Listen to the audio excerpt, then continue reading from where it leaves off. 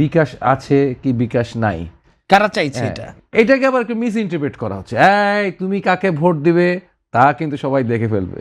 সে যে একটা ব্যালট সংসদ নির্বাচনের আর একটা ব্যালট গণভোটের, দুটো ব্যালট নিয়েই সে ঢুকবে, এটা সে সিসিটিভি ক্যামেরা দেখবে। আমাদের তো ভোটের অধিকারটাই হারায় গেছিল আর কি, অনেক রক্ত দিয়ে কেনা এই ভোটের অধিকার।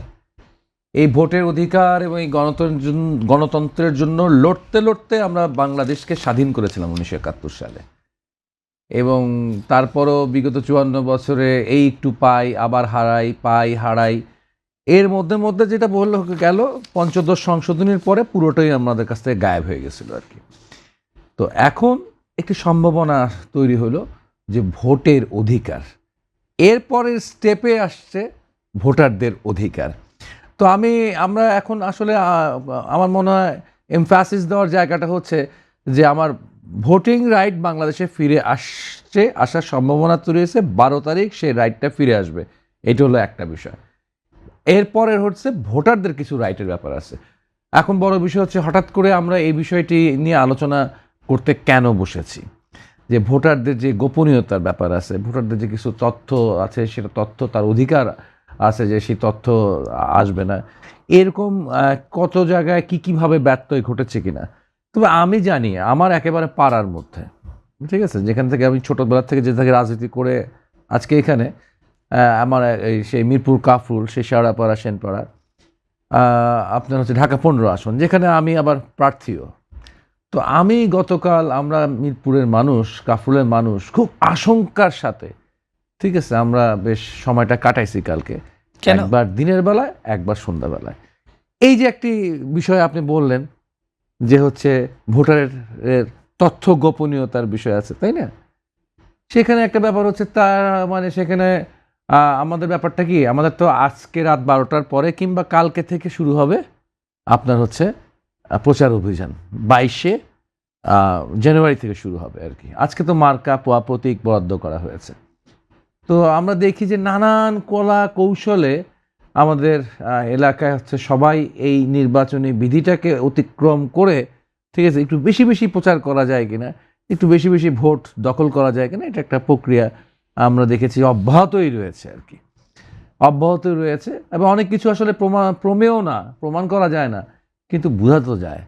তো যা কালকে যেমন ঘটনাগুলো, সকালে ঘটনা বা সন্ধ্যার ঘটনাটা এরকম একটা হয়েছে যে সেখানে কিছু নারী ডোর টু ডোর ক্যাম্পেইন বরাবরই করে, তারা কালকেও করতে গিয়েছে দাঁড়িপাল্লার পক্ষে, এবং সেখানে যার বাসায় গিয়েছে তার বাসায় তারা চ্যালেঞ্জ করেছে তাদেরকে।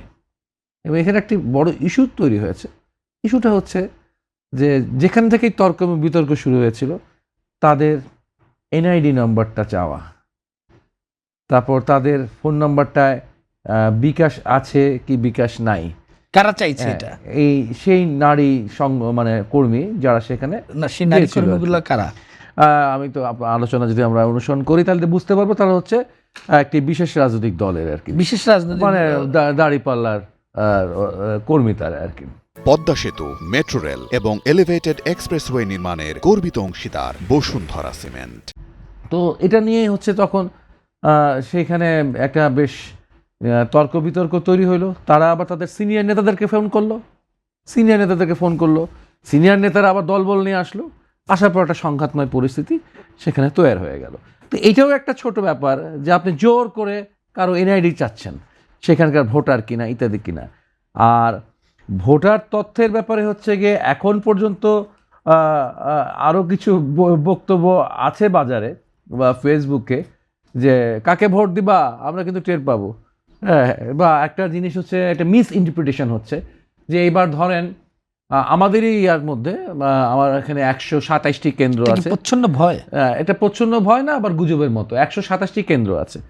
তো ইতিমধ্যে আমাদের ইলেকশন কমিশন চেষ্টা করছে, রিটার্নিং অফিসাররা চেষ্টা করতেছে, তো 127টা কেন্দ্রে না হলেও ধরেন 105-10টা কেন্দ্র এখন পর্যন্ত কনফার্ম যে সেখানে সিসিটিভি ক্যামেরা লাগবে আর কি।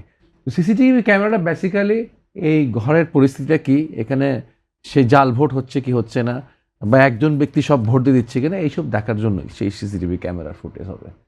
এটাকে আবার একটু মিস ইন্টারপ্রেট করা হচ্ছে, এই তুমি কাকে ভোট দিবে তা কিন্তু সবাই দেখে ফেলবে, বুঝে শুনে ভোট দিবা কিন্তু, বুঝে শুনে হ্যাঁ কিংবা না, না কিংবা হ্যাঁ বুঝে সুঝে দিও, এই ধরনের একটা ব্যাপার আর কি, প্রচ্ছন্ন আলোচনা আছে আর কি।